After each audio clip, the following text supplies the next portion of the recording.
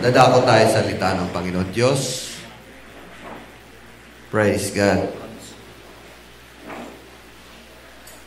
Purihin ang Panginoon. Purihin ang Panginoon. We are not missing kung ano talagang purpose ng Diyos sa buhay natin. At ang maganda nun, you know how to feed your soul. Feeding your soul is the Word of God and in Spirit. At alam niyo ba, ang pinaka talagang na hindi maintindihan ng tao ay ang Diyos. Hindi nila maintindihan. Kung sarili nga natin, hindi natin naintindihan ang buhay natin at ang isipan natin. How much more ang lumikha sa atin? So let us pray first. Thank you very much, God, na pinaunawa namin niyo sa amin kung sino kayo sa buhay namin. Kung anong kailangan namin sa buhay namin. At kung anong dapat lakaran namin sa buhay namin. Kaya naman, salamat sa inyong banal na Espiritu at sa inyong salita at sa inyong presensya. Sa oras na to, sumaming kayo sa ngalan ni Jesus. Amen. Sige po, tayo po mga kaupo na.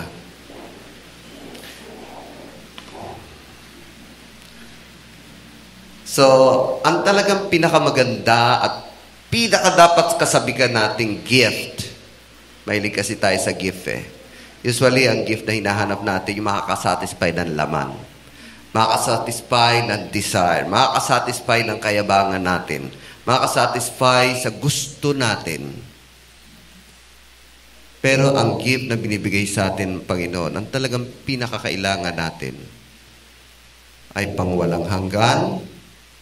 Ang nagbibigay ng satisfaction sa kaluluwa, hindi sa laman. Ang nagbibigay ng assurance, security, at tunay na security. At ang tunay na hinihingi talaga ng ating kaluluwa. At wala nang iba na talagang makapagbibigay nun ay ang Panginoong Hesukristo. Si Kristo ang gift sa buhay natin. Dahil kung hindi bumaba si Kristo rito, nagkatawan tao na matay sa krus, lahat tayo pupunta ng impyerno. Lahat tayo hindi karapat-dapat sa kanyang harapan. Because God is holy. And we cannot be holy sa sarili lang natin. But we became holy because of the blood of Jesus Christ. And because of Jesus Christ, nakakalapit tayo ng maluwalhati at maayos at may kasiguruhan sa harap ng Diyos Ama. He is the ultimate gift. He is the ultimate gift. Now, yung babasahin natin, part lang ng gusto kong sabihin. Okay? Pero mahabang kwento to, na na-miss nila, na-miss ng mga tao, yung tunay na purpose ng Diyos sa buhay nila. Sige nga, basahin nga muna natin itong part lang to and then explain ko sa inyo na these people miss the true purpose. These people miss the true gift. Okay, basahin ko muna yung 66 to 69, 3 verses lang. Basahin ko yung first verse. From this time, many of his disciples turned back and no longer followed him. Bakit kaya nagsitalikuran sila? Iniwanan si Jesus. Kayo, sa 67.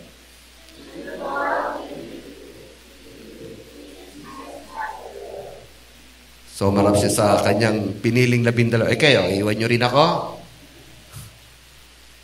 Nag-alisan yung disciples. Simon Peter answered him, Lord, to whom shall we go? You have the word of eternal life. Saan pa kami pupunta?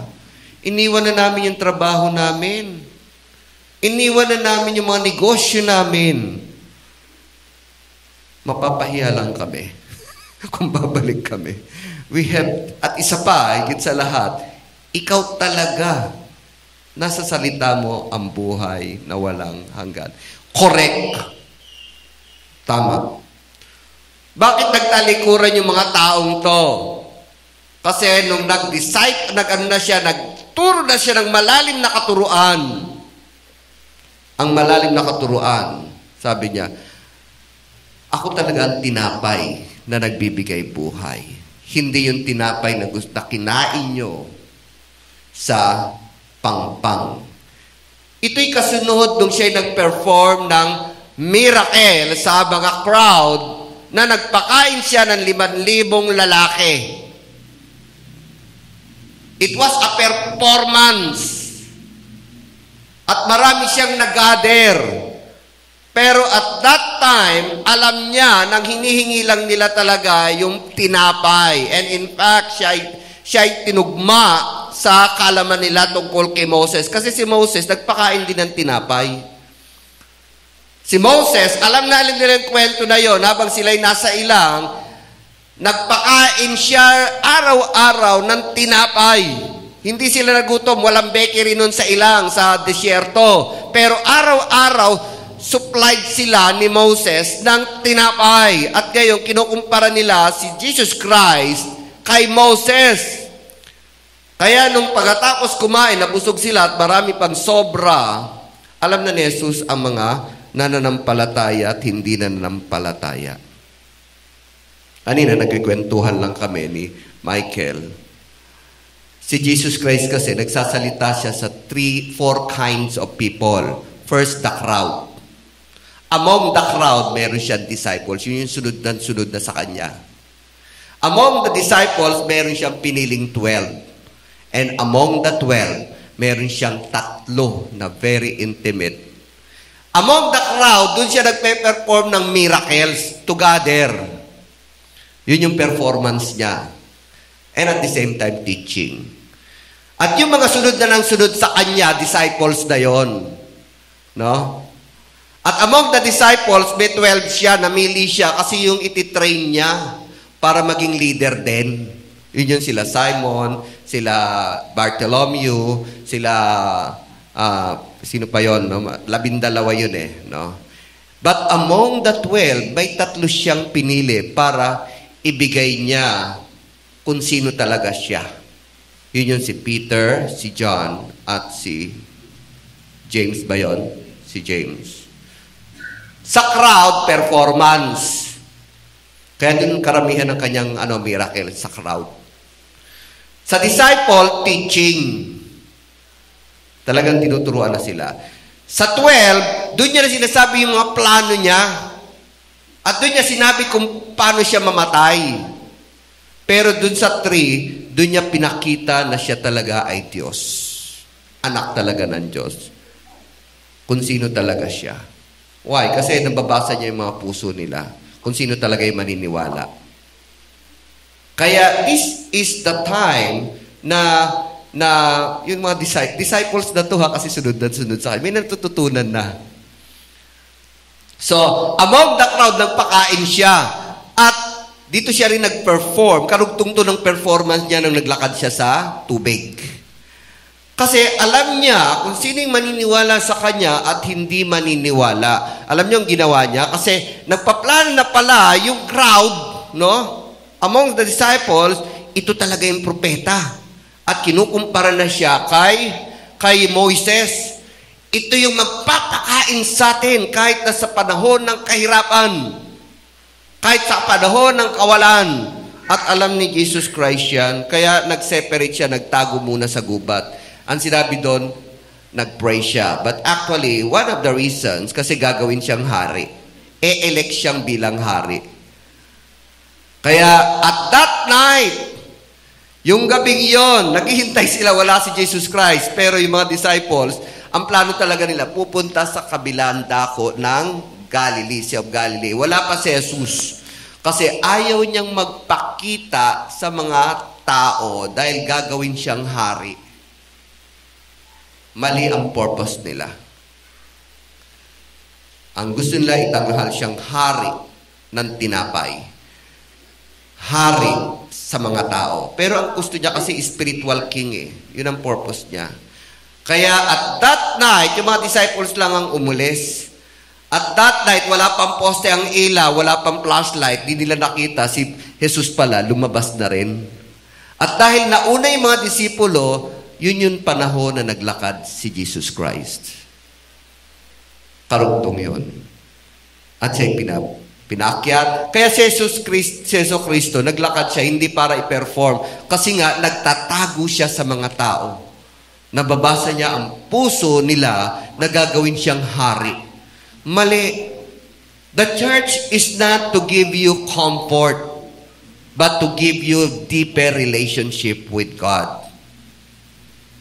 The church has called you hindi lamang para kayo iligtas sa kasalanan at sa impyerno. Gagamitin kayo ng Panginoon Diyos sa iba. Magpagamit kayo. Kaya nga, separated yung crowd, disciples, kasi alam niya, kaya tayo tinuturuan ng Panginoon ng palalim ng palalim. Kaya siya nagtago kasi alam niya mga puso ng karamihan, mali pa rin ang kanilang inaakala sa kalooban ng Diyos. Kaya nung sila'y nakatawid na, naghanap kinabukasan, maliwanag na, hinanap nila disciples, wala, hinanap nila ang Panginoong Jesus, wala, at nalaman nila, nandun na pala, sa kabilang dako, kaya nagpuntahan sila, hinabol nila, mga disciples to mga talagang naturuan na. Pagdating doon, tinanong nila, Panginoon Diyos, ang tagal namin naghanap doon sa kabilang dako, wala kayo, nandito lang pala kayo. And then sabi ni Jesus, ang sagot agad, alam ko hinahanap niyo ako kasi hindi dahil sa miracle. Hindi dahil sa ako ang nag-perform para maniwala kayo. Narito kayo kasi hinahanap niyo kasi nakakain kayo ng pandesal. Nakakain kayo ng tinapay. Hanapin niyo ang tinapay na nagbibigay buhay sa kaluluwa, hindi sa pisikal na katawan. They miss the will of God. Ang hanapin nyo, yung pagkain na nagbibigay ng buhay na walang hanggan. Sige, bigyan nyo kami ng ganun tinapay, Si Moises, binigyan kami yung mga ninuno namin, binigyan ng tinapay. Oo, binigyan nga, pero hindi galing kay Moises yon, sa Panginoon Diyos. Siya nag-perform nun, hindi kay Moses. Parang bag sinasabi ng Panginoong Jesus, huwag nyo akong ikumpara kay Moses. Hindi iba si Moses, iba ako. Kasi ang tingin sa kanya, propeta na rin. Sa pagkasabi pa nga ito na siguro yung propeta na hinihintay natin. Na kahit na tayo naghihirap, kahit tayo nagkukulang, kakain at kakain tayo. Kaya sinabi ni Jesus, huwag niyong hanapin ang tinapay na pansamantala lang. Ang hanapin niyo, yung tinapay na nagbibigay ng buhay na walang hanggan. O sige po, sige, okay na. Sige, bigay niyo sa amin ng tinapay na yan. Dito na, ito yung point na dahilan kung bakit sila tumalikod. Mas malalim na to. Spiritual na talaga. Ang nagbibigay buhay na tinapay ay ako. Malalim na talaga. Natulala sila. Kung kakainin niyo ang aking laman at inumin ng dugo, kahit kayo mamatay, kayo mabubuhay. At doon, kinutya na si Jesus. Hindi ba siya yung anak ng karpintero? Kilala natin to. Lumaki sa atin yung mga kapatid niya, nasa atin pa. Kinutya pa si Jesus. Because their heart is set for material things. Kapag ang inyong mga puso ay nakaset pa rin sa bagay na pangmaterial, kapag ang inyong puso ay nakaset pa rin sa mga bagay na pandaigdig, kapag ang inyong puso ay naghahanap pa rin kayo ng buhay dito sa lupa, hindi nyo maunawaan ang buhay na pang-espiritual. Change your heart. Change your view of the world. Change your look up. Change your concept about God. Kaya, God is the most misunderstood person. Siya talaga hindi maintindihan. Maging mga Kristiyano, hindi pa rin siya maintindihan. Ito mga disciples na to, sinabi rito mga disipulo, hindi siya naunawaan nung sinabi niyang, ako ang buhay na walang hanggan. Ako ang tinapay na nagbibigay buhay. Inumin niyo ang aking laman, inumin niyo ang aking dugo. Kahit kayo mamatay, kayo mabubuhay pa rin. Kasi nga, spiritual things na yung sinasabi niyang yon. Hindi siya maunawaan.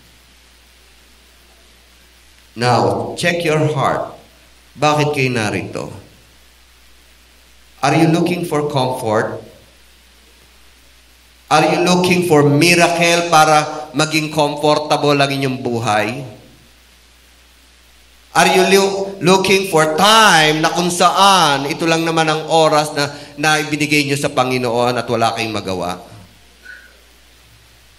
Seek the will of God. Know His will in your life. Deeper na to, kaya hindi siya naintindihan. Ang ibig sabihin noon, huwag kayong hahanap ng mga material na bagay. Huwag kayong maghahanap na magko-comfort sa inyong katawan. Hanapin nyo ang relasyon nyo kay Jesus. Relationship yun. Inumin nyo ang aking dugo, kainin nyo ang aking laman. At di nila naunawaan. Baka sa inyo may mga hindi pa nagbabasa ng Bible. Paano nyo lalo maunawaan ang Panginoon? Pero ang daming binabasa, kung ano-anong binabasa, ang daming pinanonood, kung ano-ano pinanonood. Pero ang Bible mismo, hindi nyo alam. How would you know the will of God? Kaya dito, ito ang dahilan kung bakit ang sabi nila, ay, ang bigat na usapin to. Ang bigat. Hindi ko kaya to. Kaya ang daming disciples ang tumalikod na wala. At yun din, at tinanong niya yung 12 na mas malalim na, medyo malalim na. Kayo, alis ba kayo? Buti na lang, ang tama ang sagot nila. Nasa inyo ang buhay na walang hanggan. Nawa, hindi ang pera magpapahina sa inyo. Nawa, hindi ang mga kapintasan ng ibang tao laban sa inyo ang magpapahina sa inyo. Nawa, hindi ang kahirapan, ang sakit ang magpapahina sa inyo. Kaya minsan binibigyan tayo ng mga bagay na may inaalis tayo kasi para wala na kayong mapuntahan. Tulad ng disciple, saan pa kami pupunta? Wala na kami pupuntahan. At yan din ang nangyari sa akin. Wala na akong mapuntahan. Wala na talaga akong mapuntahan. May mga inaalis sa atin para wala kayong mapuntahan. Kaya minsan naalis ang mga desire nyo sa pera. Dati nabubuhay tayo sa pera. Inaalis sa inyo ang mga very attached kayo sa inyong pamilya. May inaalis sa inyo para matikman nyo kung paano masaktan at baguhin ng Panginoon. Kasi ang una natin talagang relasyon, ang talagang ultimate relationship natin, hindi sa pamilya rito. Pamilya sa langit. Kaya minsan pinatitigim sa atin ang sakit na mawalan ng kamag-anakan, ng mahal sa buhay. May mga bagay na ganon. Minsan inaalis sa atin yung trabaho, yung profession, yung mga pangako, yung mga pangarap, inaalis sa atin yun para ba sabi natin sarili natin, Lord, saan pa ako pupunta? Babalik at babalik ako sa inyo.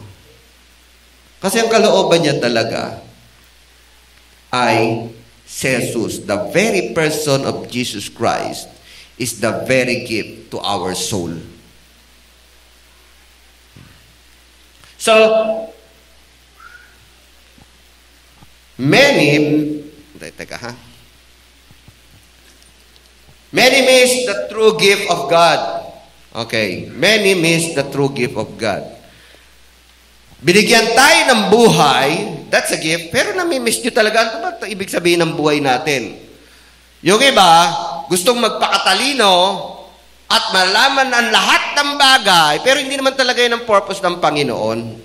Bakit kayo nabuhay? Alam nyo, mamangha kayo at purihin siya at pasalamatan. That's the very reason kung bakit may tree of life at may tree of knowledge of good and evil. And tao gusto magkaroon ng kaalaman. Pero alam nyo, kinatatakot ang Panginoon hanggat maaari, huwag itong kainin. Kasi pag ang tao marami ng alam, mas pinipili nila ang kasamaan. Unlike kapag true life, kapag life ang pinili nyo, nakikita nyo ang bigay ng Panginoon. Namamangha kayo sa kanyang kabutihan. Namamangha kayo sa kanyang kagandahan. Kaya lang ang pinili ng tao, kaalaman. Ang pinipili minsan, kapag marami tayong alam, napapasama pa tayo. And knowledge comes from God. Knowledge is also given. Ang gusto niya, ibibigay niya sa iyo ang knowledge. Hindi mo hahanapin. Hindi mo acquire. Kasi hindi mo naman talaga malalaman ang lahat. Ano nangyari? Nung inalam nila ang lahat tungkol sa buhay, they exclude God. And that is the product of evolution. The very reason, that's why na-propagate ang evolution is to exclude God. Mas pinili nila ang maging masama kaysa maging mabuti. So they give life, kaya lang, mas pinipili nila ang maging masama. Which is, ang gusto ng Panginoon, mamangha ka sa buhay na binigay sa iyo at purihin mo siya. They miss the will of God. Savior, binigyan tayo ng kaligtasan, pero ano nang ginagawa ng mga tao? Gumawa ng religion. Jesus Christ came here not to build religion, but relationship. Miracles, ito. There is miracle talaga sa Panginoon. Pero yung iba ginawang agimat. Miracle is not to make us comfortable life in the world. Hindi. That is the last na binibigay sa atin ng Panginoon kung talagang wala na. Diyan kayo hingi ng miracle. Kahit na may miracle, gumawa naman kayo, magtrabaho kayo, mag-isip kayo, magplano kayo. Hindi puro na lang miracle. Miracle is the last resort of God. Ang ginawang agimat, maya may miracle, maya puro in Jesus' name. Gumawa naman tayo. Kaya na-miss nila yung kalagang purpose. Miracle is a testimony of the power of God. Hindi para maging komportable ang buhay natin. Hindi nagtatrabaho, pero lagi na lang, in Jesus' name, may bibigay sa atin. Mali yun. Hindi nag-aaral, in Jesus' name, bibigyan ako ng talino, papasa ako. Hindi yun. Ginawang agimat ang in Jesus' name. Hindi agimat ang in Jesus' name. We have our part. In Jesus' name, gagaling ka, pero hindi naman iniingatan ng sarili. Hindi inaalagaan ang sarili. Alam niyo, lagi kong bilin kay Malen at kay Micaela, alagaan niyo ang inyong sarili. Kasi walang magkaalaga sa inyong katawan, kundi sarili niyo. Makikita niyo ako nag-exercise dyan, inalagaan ko sarili ko. Alaga yun. Hindi na gusto ko maging slim, maging mukhang bata. Hindi. Kasi kailangan yun para maging maganda ang daloy ng dugo ko. Kailangan kong bigyan ng pagkakataon ang katawan ko na bigay ang nararapat. Alagaan nyo naman sarili nyo, hindi puro miracle. Paaraw kayo, mag-exercise kayo, kumain kayo ng mga nararapat. Hindi yung mga bawal. Bawal na nga, kakainin nyo pa. Kasi ang sarap no? Oh. Tapos sabihin nyo, in Jesus' name, hindi agimat ang in Jesus' name. You have to work out. Last resort ang miracle ng Panginoon. Last resort yan. Kung talagang gusto niyang ipakita ang kanyang kapangyarihan. But in our everyday life, every day is a miracle. Every day is a miracle. Alagaan nyo na lang. Kaya mga misunderstanding talaga sa katuruan. Mga misunderstanding sa kalooban ng Diyos. Then, trials. Do not think that trials is condemnation. Huwag nyo namang sisinan sarili nyo. Sometimes may mga talagang pagkakamali natin. But God is not condemning us. God is just redirecting us. Trials, and another thing, trials, may inaalis lang sa'yo para pagdating ng panahon, masabi mo, tulad ng mga disipulo, wala na akong babalikan. Kasi binabalikan nyo pa Huwag nyo nang balikan. Kahit boyfriend nyo, huwag nyo nang balikan. Kapag nagbigay lang ng sakit ng loob, huwag nyo nang balikan. Trials lang yan. Now, so in our life, don't miss the true gift, Jesus Christ. Okay? Alam niyo ba si Jesus Christ, nasa Kanya na ang lahat na gift. Nasa Kanya na talaga. If you're looking for the best friend who comforts Jesus Christ, may mga tao kasing hindi makakain kung walang kasamang kakain. hindi tapos ang kanyang araw kung walang tatawagan. Kailangan may friend siya lagi. Alam niyo, pinakamagandang tawagan, pinakamagandang kasama na nagko-comfort, the presence of God. Jesus Christ is the best friend, best gift to us. Kaya kahit kayo nag-iisa lang kumakain, kahit na kayo nag-iisa lang manood ng sine, may mga tao rito hindi makapanood ng sine, nag-iisa lang. Ako, kaya ko eh. Kaya hindi ako naghahanap ng ibang tao.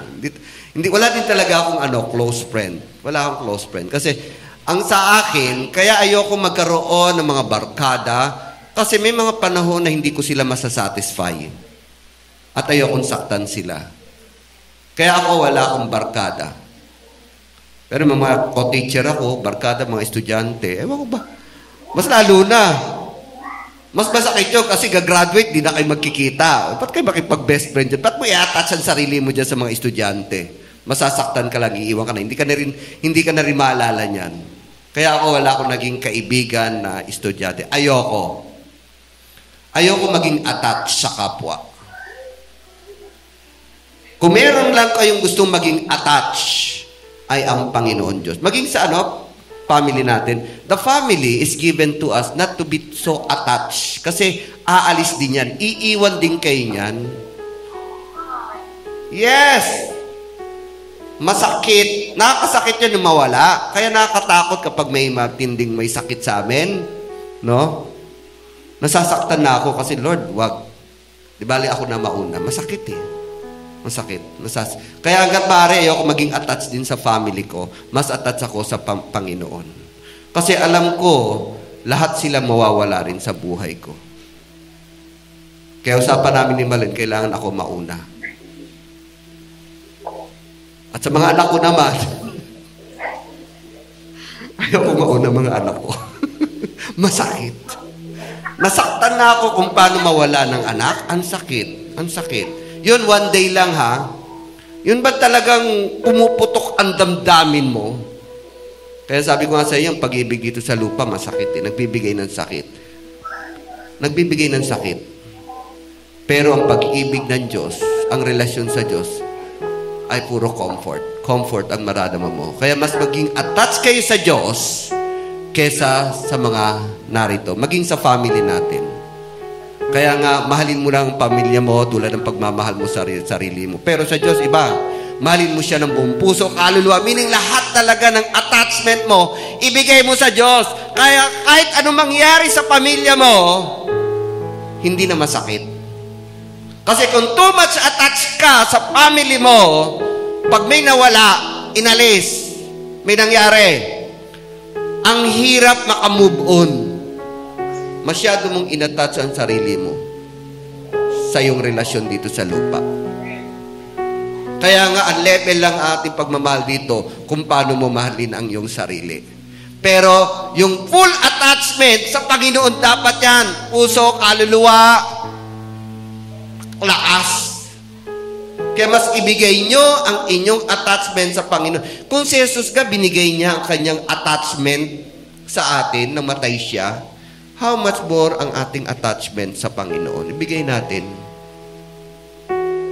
Dahil lahat dito, mawawala ang ating relasyon. Isa lang matitirang relasyon, ang ating relasyon sa Diyos. So kung may hinahanap man din kayong magbibigay ng comfort sa inyo, huwag niyong sanayin ang comfort makukuha niyo sa nanay niyo. Huwag niyong sanayin ang comfort makukuha niyo sa asawa niyo. Huwag niyong sanayin ang comfort makukuha nyo sa boyfriend nyo, girlfriend nyo, best friend nyo, classmate nyo. Huwag nyong sasanayin dyan. Hanapin nyo ang comfort sa Diyos. Kay Jesus. He is the true comfort na binigay sa atin. The best insurance, kaya nga the best relationship God created to us is our relationship with God. Kaya takawangis tayo ng Panginoon. Yun ang dahilan kung bakit gawin natin ang tao na kawangis natin. Ang ibig sabihin nun, relasyon. That is the first and ultimate relation. Secondary na yung asawa. Secondary, third, pangatlo na yung sumunod yung mga pamilya. Humayo kayo magpakarami. The first and ultimate relationship we created is our relationship with God. Siya talaga ang tunay na kawangis nyo. Siya ang tunay na kamukha nyo. Siya ang tunay na pagmamanahan nyo. Hindi ka tayo, may pinagmanahan tayo sa tatay natin, sa nanay natin, pero ang talagang pinagmanahan natin ng kung sino tayo, ang Diyos. I-restore niyo yan. And Jesus Christ is a gift to us. Ni-restore niya yun. The best insurance, kung tayo, mahilig tayo ng mga insurance, may nagbibenta rito ng insurance. Hello? Kasi protection yun no? The best insurance company ay si Jesus. Walang palya yan. The best award of popularity. Alam nyo, sa sa mga Miss UN, Mr. UN, merong part doon na most popular. Kasi, kaya naman nanalo to be popular. The most and the best popular award is Jesus Christ. Di baling hindi ka na maging popular sa classmate mo, sa kaibigan mo, sa mga tao, basta't popular ka lang sa mata ng Diyos, na Jesucristo. It is the best popularity. May mga tao na talagang gustong magsalita para lang ma-recognize, makita. Meron naman tao na gusto maging leader na meron nga ako kilalang pastor, Talaga. Kaya siya naging pastor kasi ang pangarap niya ay makapagsalita sa mga tao. Kaya pala laging gusto naunguna, gusto ma-recognize. Sige, okay lang, ginagamit naman siya ng Panginoon. Pero the most popularity that you can get is to be popular with God and His angels. Kasi dito, nawawala ang popularity natin. Dito, nawawala ang ating mga sinasabi. Pero sa Diyos, hindi nawawala. At ito'y pangwalang hanggan. At mas bongga kapag kayo tinanghal sa kalwalatian kasama si Jesus. Mas bongga yon. Mas desire nyo ang award na popularity na bibigay sa inyo ng Panginoong Jesus. The best home and property that you can have is the property given to you by God. Home in heaven, which is eternal at pangwalanghang. At ito ay more than the beauty of this world. The best information that we can have, kung gusto nyo rin maging matalino, gusto nyo magkaroon ng kaalaman, it is through the Holy Spirit and His Word. And the best time that you can spend on is in the presence of God. Kung gusto nyo rin mag-spend ng time sa kapitbahay nyo, yung iba kasi gusto lagi na sa kapitbahay, lalo yung mga marites, gusto mag-spend sa mga kaibigan, gusto mag-spend ng time sa mga barkada, and the best time to spend your time on is in the presence of God. He is the true gift to our life. Si Jesus mismo. Tayo lahat magsitayo. Mahal kayo ng Panginoon. Mahal kayo ng Panginoon.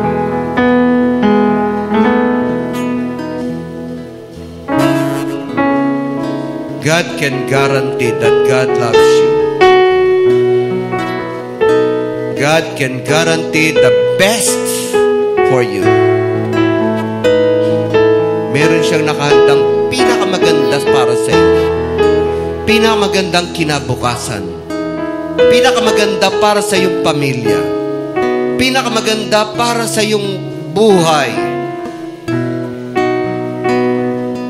Dahil hindi siya nag-iisip ng ikasasama natin at hindi siya nag-iisip ng ikalulungkot at kasasakit natin. What is thinking for us kapag tayo nang karoon ng relasyon sa Kanya is the best. The best. Panginoon, salamat, Panginoon, ang narito. This time, Lord, show them the best for them. Taas natin ating mga kamay.